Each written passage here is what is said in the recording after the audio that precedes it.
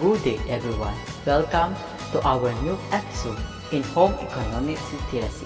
Today, we are going to learn a little more about handicraft, particularly about the basic weaving. But first, let me allow to define what is handicraft. What is handicraft? A handicraft, sometimes more precisely expressed as artisanal handicraft or handmade, is any of a wide variety of types of work where useful and decorative objects are made completely by hand or by using only simple tools. It is a traditional main sector of craft and applied to a wide range of creative design activities that are related to making things with one's hand and skill, including work with textiles, moldable and rigid materials, paper, plant fibers, etc.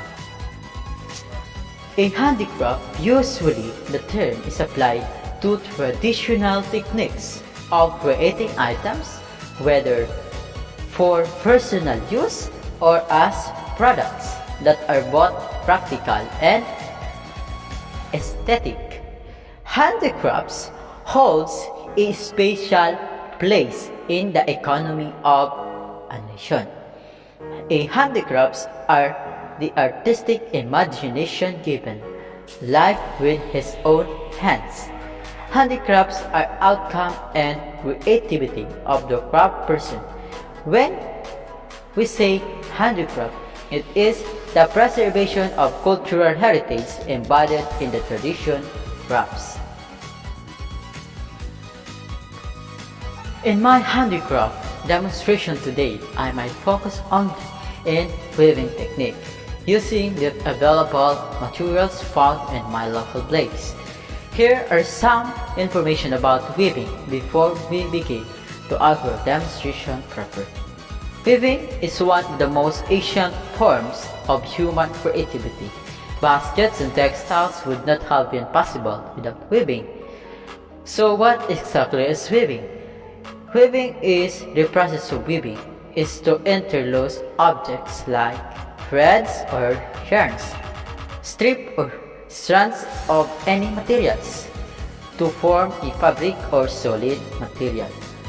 These are the basic weaving techniques. First, plain weave. Second, basket weave. Third, twill weave. Fourth, herringbone weave.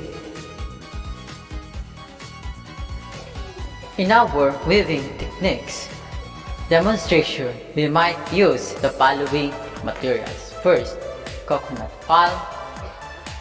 We can also use scissors, of course, stapler and staple, then cutter or kitchen nuts.